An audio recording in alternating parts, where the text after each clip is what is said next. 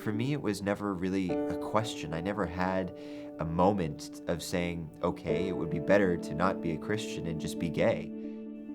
I kind of look at it like an addiction. Something you start a couple of times, you don't think too much about it, and then all of a sudden you wake up one day and you're hooked. I knew and had been taught that it was wrong. I felt that it was wrong, but I was almost like in a Dr. Jekyll, Mr. Hyde mindset. It was like I would do something, feel bad about it briefly, but then I'll just go back to my studies, blah, blah, blah. And so for a little while, I wasn't even acknowledging my sin. I didn't want to. I was afraid to. Another thing that really made me scared was my dad mentioned once that all those people, we should just put them to the wall and shoot them down so we wouldn't have this problem anymore and so it wouldn't spread. And that just shut me down completely because I can't talk to the church, I can't talk to my family, and also I thought, like, if I talk to God on this subject, he will also be angry and he will also shut me down.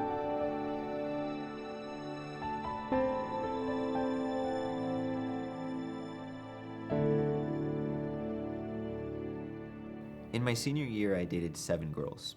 Part of me was afraid she would want more and I wouldn't be able to give it to her. And I was like, okay, I need to change my environment. I need to put myself in a really biblical place where I can just separate myself from those temptations. So that's when I decided, okay, I'm gonna do Bible college. I pretty much aced it out, all my college, just because I was afraid to think about some things. But what made it hard was public showers. And also, it was 3 boys living together in one room, and you needed to change in front of each other. And you became not just brothers, but friends as well. Since you're living with somebody day in and day out, you start to have feelings, and those feelings start to get a little bit mixed. Is it just a friendship, or am I starting to feel a love connection, like romantic feelings, or just simply physical attraction? And during this period of time, I got a really, really good friend, a girl. We didn't feel like boyfriend and girlfriend, but we were spending a lot of time together. And at some point, I felt so overwhelmed with my feelings, I needed to express myself. And I decided I needed to open up to her. And I felt it was safe to tell her. And she didn't laugh, she didn't run, she didn't report me. She understood me. And we talked and started joking about who's the guys from college you like. And she would say what boys she liked and compare tastes. And in this moment, we just clicked. We became really, really good friends. And later, we've started getting mixed up. And I think she wanted to, fix me. I think the first person was my mom.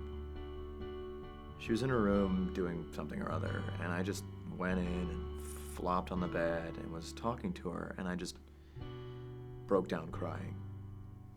And she's like, "What's wrong?" And I couldn't even speak. I was just so ashamed to tell her. But I wanted to tell her. I needed to tell her. I wanted to ask her to pray for me, but the words weren't coming out. I was so shaken up and so terrified this woman who I adore would disown me or hate me. She started crying because she could see that I was visibly in pain. I finally managed to tell her, and I think her initial reaction was disbelief.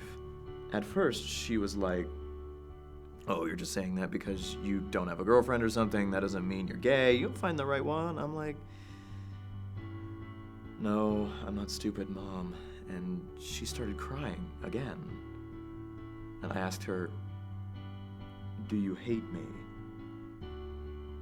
She said, "No, I'm crying because I see how much this is hurting you and how afraid you are to tell me."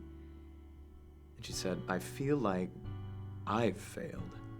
What did I do that made you feel that you could not tell me?" We talked about it, had a good cry, she told me, she said, well, of course, I don't believe it's right. However, I don't believe there's any sin that can't be forgiven. It was really comforting, in a way, incredible to get that load off my chest, It didn't solve any problems, really, but just that someone knew me almost better than anyone else. When I got back from college, that's when it got really hard because I was trying to be totally celibate, not doing anything, totally dedicate myself to God. I was just asking God, remove this from me, remove this from me.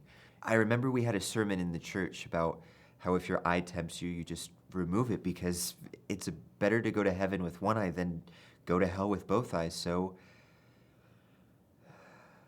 I took garden scissors and went next to the emergency room, and I was willing to just cut off my parts so I wouldn't be tempted anymore. But I went there and I couldn't find enough strength. And the driver of an ambulance came over for a smoke break, and he kind of scared me off. I always felt so guilty all the time, and I would pray and I would fast and everything, and I would ask God to give me a wife who would just change me with love and would make me normal. The problem was I would try to stay away from this, but at night when I would go to sleep, I see dreams where I'm coming home and I have not a wife at home but a husband, and we had kids. I never saw myself as a woman. I never saw myself as a female. I can be like a homemaker. I love cooking. I love crafting. I love to take care of kids. I have these huge maternal feelings, but I never felt like a girl. But I always wanted to be with a man. Even in those dreams, I had a husband, and I wanted a husband at the same time. I would feel so right. I would feel so warm, but I was so angry with God at this moment. God, what are you doing to me? I can't control my dreams. That's the area I can't control. And why do I have these dreams? I'm trusting you and I'm asking you to help me. And if it's not your will for me to be like this, then why are you doing this to me? I know people disagree whether one sin is worse than another. In my mind, there are different levels of sin. For me, this was just like one step below murder. And so it's completely incompatible with a Christian walk, and it just began hammering away at my faith. It was scary. Suddenly developing a fear of God. Started becoming afraid to die, like afraid to go places, because what if I get in a car accident and end up in hell? And, it progressed. It snowballed, and it went from questions to concern to fear to terror, and it was really, really ugly. Really ugly.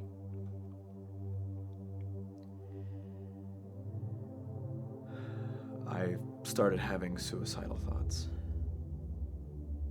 Of course, I never did go toward that because I thought, well, why send myself to hell prematurely, If I can avoid it for a few more years, I'm gonna try. But,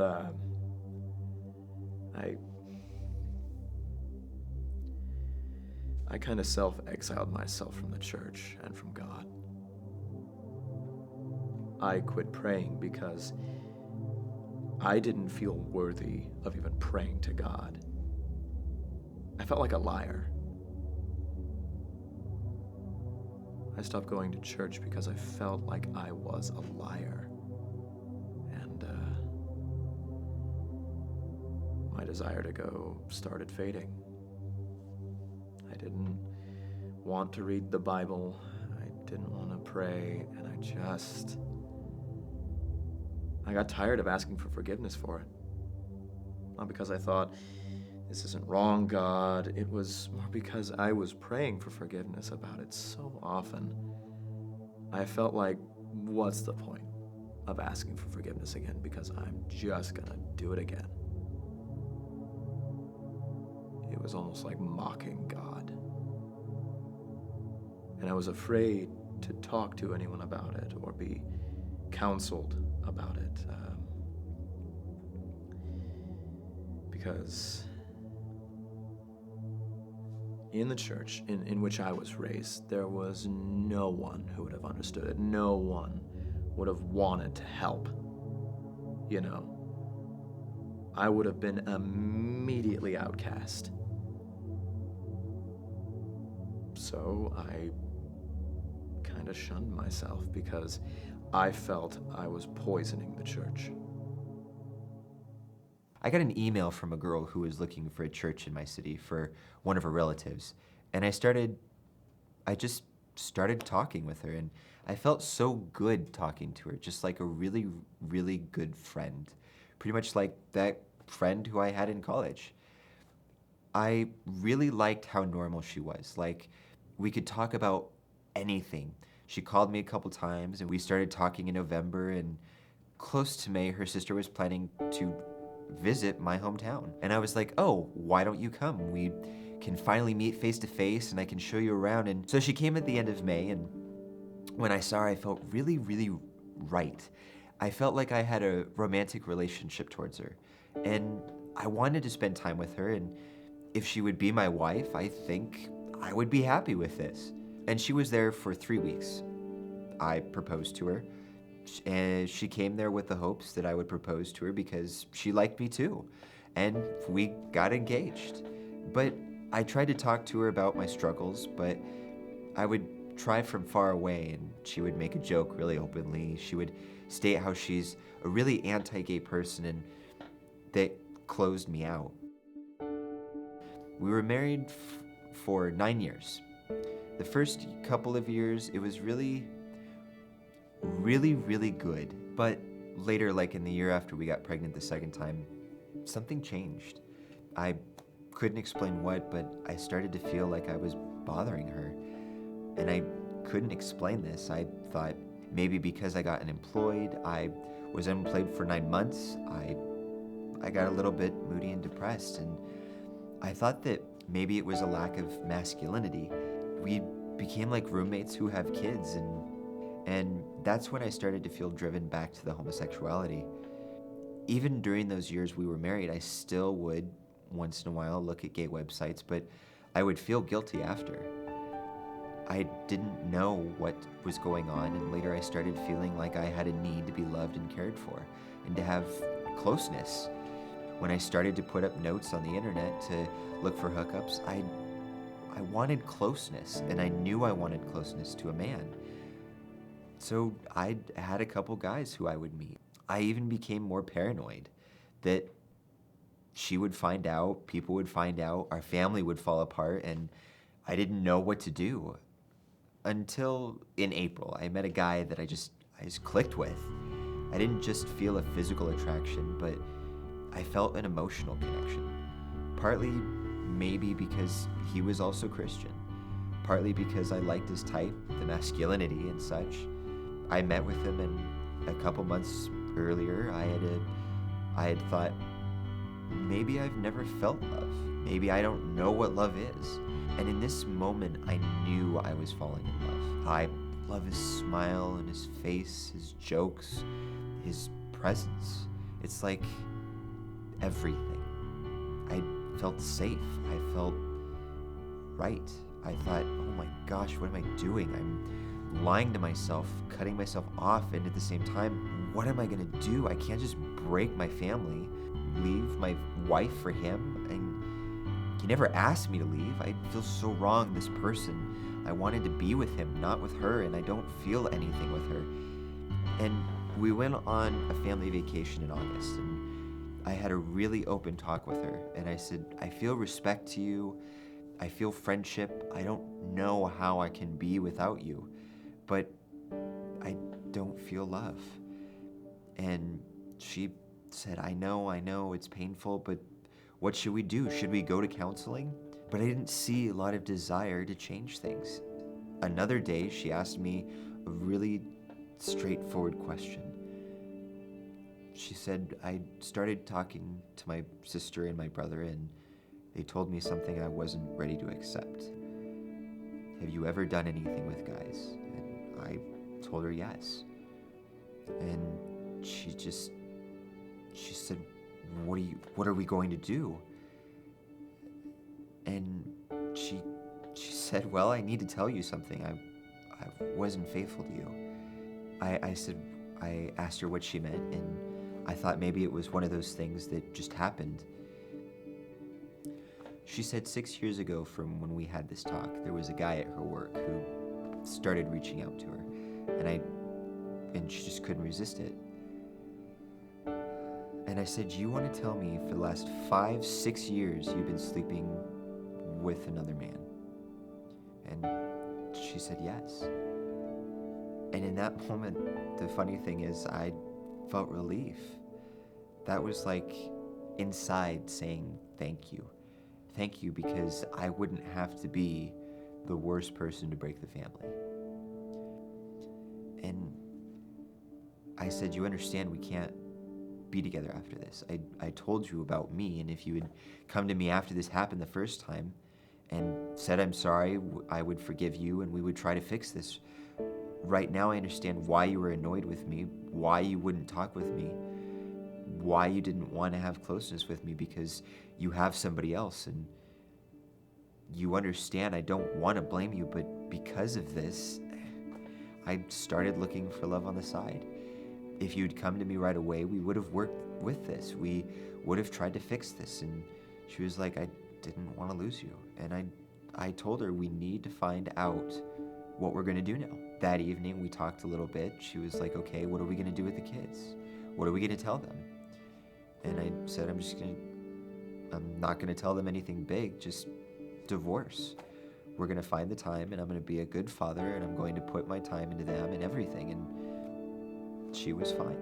We split up in September, and in this moment I realized, okay, I'm not hiding it anymore.